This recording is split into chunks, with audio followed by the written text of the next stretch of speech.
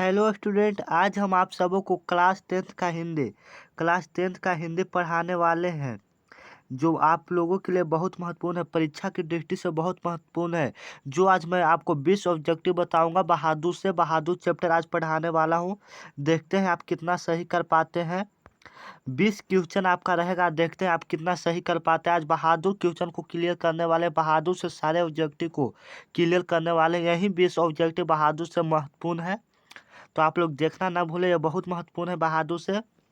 तो सबसे पहले चलिए अपने क्वेश्चन की शुरुआत करते हैं। आप कितना सही कर पाते हैं कमेंट में इसका जवाब दीजिए कि आप कितना सही कर पाते हैं।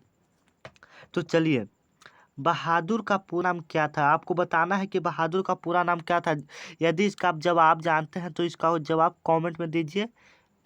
तो ऑप्शन ए है जवाज बहादुर, ऑप्शन बी है छोटा बहादुर, ऑप्शन सी है बहादुर, ऑप्शन डी है दिल बहादुर। तो आपको बताना है कि बहादुर का पूरा नाम क्या था। तो इसका जवाब आपका हो जाएगा दिल बहादुर। बहादुर का पूरा नाम क्या था? दिल बहादुर था। बहादुर का पूरा नाम क्या था? दिल बहादुर। आप ध्यान में रखें, याद करते जाइए, तभी आपको याद होगा। अभी तक आप हमारे चैनल को सब्सक्राइब नहीं किए तो सब्सक्राइब कर दें और दोस्तों में अधिक से अधिक शेयर करें, क्योंकि वीडियो बनाने में बहुत मेहनत लगता है। तो आप लोगों के लिए, आप लोगों के ऊपर भरोसा है, तो आप लोग चैनल को सब्सक्राइब एवं शेयर करना ना भूलें। तो चलिए आगे चलते हैं। जैसे मैं यहाँ पर देखिएगा, आगे चलते हैं। कह रहा है दिल बहादुर कहाँ का रहने वाला था। दिल बहादुर बहादुर कहाँ का रहने वाला था। तो ऑप्शन ए है बिहार, ऑप्शन बी है उत्तर प्रदेश। जो मैं आज आपको 20 ऑब्जेक्टिव बताऊंगा, आप कितना सही कर पाते हो उसको कमेंट में बताइएगा। और इसको बहुत महत्वपूर्ण है, तो आप लोग इसे बहुत से बहुत याद कीजिए, जितना हो सके उतना इसको याद कीजिए। बहादुर से चैप्टर है। तो आगे चलिए, दिल बहादुर कहाँ का रहने वाला था? बिहार का, उत्तर प्रदेश, नेपाल, भूटान। तो आपको हम बता दें कि दिल बहादुर नेपाल का रहने वाला था। कहाँ का रहने वाला था? नेपाल का रहने वाला था। इसका राइट आंसर क्या हो जाएगा? नेपाल। यहाँ पर देखिएगा, अगर आप बहादुर कहानी नहीं पढ़े तो कमेंट में कहिए कि सर बहादुर कहानी पढ़ाइए, तो हम पढ़ा देंगे बहादुर कहानी, क्योंकि वो बहुत महत्वपूर्ण है। बहादुर कहानी अगर आप पढ़ लेते हैं तो आपको ऑब्जेक्टिव याद करने की कोई ज़रूरत ही नहीं है। यदि आप बहादुर कहानी पढ़ना चाहते हैं तो कमेंट में बहादुर कहानी पढ़ने के लिए कमेंट करें, तो आपको पढ़ा दिया जाएगा। तो अभी ऑब्जेक्टिव ही फिलहाल है। तो चलिए आगे चलते हैं। यहाँ पर देख लीजिए, दिल बहादुर कहाँ का रहने वाला था? नेपाल का। आप याद करते जाइएगा। आगे चलते हैं।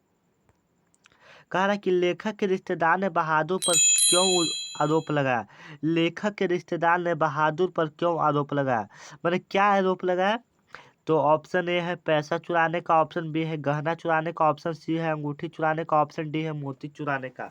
लेखक के रिश्तेदार ने बहादुर पर क्या आरोप लगाया? पैसे चुराने का, गहने चुराने का, अंगूठी चुराने का, मोती चुराने का। तो आपको बताना है कि लेखक के रिश्तेदार ने क्या बहादुर पर आरोप लगाया था। तो पैसा चुराने का आरोप लगाया था। पैसा चुराने का, वो भी कितना कितना रुपया आरोप लगाया था? 11 रुपया आरोप लगाया था। 11 रुपया आरोप लगाया था पैसा चुराने का। कितना रुपया आप याद रखेगा? 11 रुपया आरोप लगाया था पैसा चुराने का। तो आगे चलते हैं हम। यहाँ पर ध्यान से आप देखिएगा, बहादुर कहानी है, बहादुर कहानी है। तो आपको बताना है कि बहादुर कहाँ की कहानी है। तो बहादुर सबसे पहले रहने वाला कहाँ का था? नेपाल के। कहाँ का रहने वाला था? नेपाल के, जो कि पीछे इसका करवा दिए हैं ऑब्जेक्टिव। तो नेपाल का रहने वाला था। तो ये कहानी कहाँ की हो जाएगी? नेपाली गवई गोरखे की। कहाँ की कहानी हो जाएगी? नेपाली गवई गोरखे की। तो आप लोग ऐसे ही बहुत महत्वपूर्ण ऑब्जेक्टिव बता रहे हैं, तो आप लोग एकदम याद करते जाइए, एकदम रटते जाइए, समझिए तो एक तरफ से। तो आगे चलते हैं। यहाँ पर देखिएगा, कह रहा है कि बहादुर लेखक को क्या कहकर संबोधित करता था। मैंने कह रहा है कि बहादुर लेखक को क्या कहकर संबोधित करता था। ऑप्शन ए है मालिक, ऑप्शन बी है साहब, ऑप्शन सी है बाबूजी, ऑप्शन डी है साहब जी। तो हम आपको बता दें कि बहादुर लेखक को बाबूजी कहकर संबोधित करता था। क्या? बाबूजी। क्या कहकर संबोधित करता था? बाबूजी। तो आप लोग 20 महत्वपूर्ण ऑब्जेक्टिव है, तो आप लोग बताइए कि कितना आप सही कर पाते हैं। तो आगे चलिए, बताइएगा आप लोग। आगे चलिए, बहादुर अपने घर से क्यों भागा था? बहादुर अपने घर से क्यों भागा था?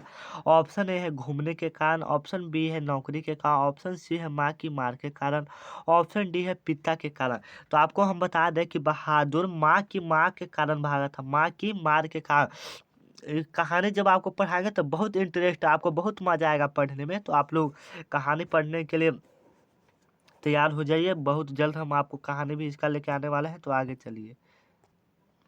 बहादुर पर कितने रुपए चोरी का इल्जाम लगाया गया? अभी हम आपको बताएं कि बहादुर पर कितने रुपए चोरी का इल्जाम लगाया गया। 11 रुपया। कितना रुपया चोरी का इल्जाम लगाया गया? 11 रुपया। कितना? 11 रुपया। तो टाइम बहुत लगता है वीडियो बनाने में, तो आप लोग वीडियो को सपोर्ट करें, हमें भी सपोर्ट करें। तो चलिए आगे चलते हैं। कह रहा है बहादुर लेखक के घर से अचानक क्यों चला पड़ा? क्यों चला गया? बहादुर लेखक के घर से अचानक क्यों चला गया? तो कह रहा दूसरी नौकरी मिल जाने के कारण, माँ की याद आने के कारण, स्वयं के प्रति लेखक तथा उसके घर वाले के व्यवहार में आए परिवर्तन के कारण, अर्थात उपयुक्त सभी। तो हम बता दें कि लेखक बहादुर लेखक के घर से अचानक क्यों चल पड़ा था? तो स्वयं के प्रति लेखक तथा उसके घर वालों में आए व्यवहार के परिवर्तन के कारण। ये सब बहुत महत्वपूर्ण ऑब्जेक्ट है, तो आप लोग देखना ना भूले। ये तो करीब करीब 2 साल पूछा है, तो इसे आप ध्यान में रखिएगा। बड़ा ऑप्शन रहता है स्वयं के प्रति लेखक तथा उसके घर वालों के व्यवहार में आए परिवर्तन के कारण। आगे चलिए, यहाँ पर देखते हैं। बहादुर कहानी के कहानी कथाकार की पत्नी कौन है? बहादुर कहानी के कथाकार की पत्नी कौन है? आपको बताना है कि बहादुर कहानी के कथाकार की पत्नी कौन है। तो लीला है कि निर्मला है कि कमला है कि विमला है? आपको बताना है कि बहादुर कहानी है उसके कथाकार की पत्नी कौन है। तो निर्मला है। कौन है? निर्मला है। आपको याद रखना है कि कौन है? निर्मला है। तो आगे चलिए। कह रहा है कि आकाश पक्षी किस विद्या की रचना है? आकाश पक्षी किस विद्या की रचना है? तो ऑप्शन ए है कहानी, ऑप्शन बी है निबंध, ऑप्शन सी है उपन्यास, ऑप्शन डी है नाटक। तो आपको हम बता दें कि आकाश पक्षी किस विद्या की रचना है? उपन्यास की रचना। किसकी रचना है? उपन्यास की रचना है। तो आप लोग इससे बहुत महत्वपूर्ण ऑब्जेक्ट है, तो आप लोग इसे ये भी बता देते हैं। ये 3 साल पूछा गया है। कितना साल पूछा गया? 3 साल। तो आप लोग इसे बहुत महत्वपूर्ण है, तो आप लोग याद रखिए। आगे चलते हैं। देखिए यहाँ पर, नाश्ता पानी के बाद बातों की क्या छनने लगी? नाश्ता पानी के बाद बातों की क्या छनने लगी? तो आपको बताना है कि पूरी छनने लगा, कि पुआ छनने लगा, कि जलेबी छनने लगा, कि सभी छनने लगा। तो आपको हम इसका राइट आंसर बता रहे हैं। नाश्ता पानी के बाद बातों की जलेबी छनने लगा। क्या छनने छनने लगा? जलेबी छनने लगा। तो आगे चलिए। कह रहा है कि बहादुर को किसकी याद नहीं आती थी? तो हम आपको बता दें कि बहादुर को किसकी याद नहीं आती थी। ऑप्शन ए है माँ की, ऑप्शन बी है बहन की, ऑप्शन सी है भाई की, ऑप्शन डी है पिता की। तो इसका राइट आंसर हो जाएगा माँ की। बहादुर को किसकी याद नहीं आती थी? माँ की। किसकी? माँ की। तो आगे चलिए। कह रहा है कि बहादुर कौन था? बहादुर कौन था? और क्वेश्चन कह रहा है कि बहादुर कौन था? चपरासी था कि पहरेदार था कि नौकर था कि फौजी था?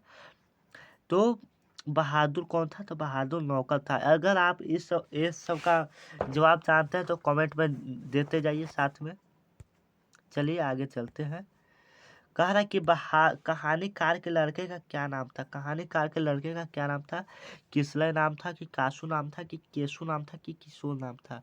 तो यहाँ पर देखिएगा, बहादुर के कहानीकार के लड़के का नाम था किशोर नाम था। क्या नाम था? किशोर नाम था। और बहादुर का पूरा नाम क्या हुआ? दिल बहादुर हुआ। क्या नाम हुआ? दिल बहादुर हुआ। तो आगे चलिए। कहानीकार के लड़के का क्या नाम था? किशोर नाम था। अभी आपको हम बताएं। तो चलिए आगे चलते हैं। कह रहा है कि कहानी के लेखक अमरकांत का जन्म कब हुआ? तो आपको हम बता दें कि कहानी के लेखक अमरकांत का जन्म कब हुआ था? 1935 महाराष्ट्र के अमरावती जिला में नहीं हुआ था। कब हुआ था? 1925 ईस्वी में हुआ था। कब हुआ था? 1925 ईस्वी में। इसका राइट आंसर हो जाएगा। तो आप लोग बहुत महत्वपूर्ण ऑब्जेक्ट है, तो आप लोग देखना ना भूलें। तो आज का क्लास यहीं समाप्त करते हैं। वीडियो ज़्यादा लंबा होने के चलते आप ज़रा कमेंट में बताइएगा आपका कितना सही हुआ। हम देख लेंगे आपका कितना सही हुआ कमेंट पर। आपके कमेंट का जल्द से जल्द रिप्लाई दिया जाएगा। आप 20 में कितना सही कर पाए कमेंट में ज़रा जवाब दीजिएगा। सही सही रियल, फेक नहीं। आप झूठ मत बोलिएगा। झूठ बोलने से कोई थोड़े फायदा होगा। अभी तक आप हमारे व्हाट्सएप ग्रुप में नहीं जुड़े हैं तो व्हाट्सएप ग्रुप में जुड़ सकते हैं। हमसे संपर्क करके बिहार वाला सर, कहीं पर भी संपर्क कीजिए बिहार वाला सर, तो आपको जोड़ दिया जाएगा ग्रुप में। तो आज के लिए यही है वीडियो। धन्यवाद। आज के लिए इतना ही काफ़ी है। तो मिलते हैं अगले वीडियो में। तो आपका मोस्ट वेलकम रहता है बिहार वाला सर में। तो आप चैनल को सब्सक्राइब करते रहिए। तो आज का वीडियो यहीं समाप्त करते हैं।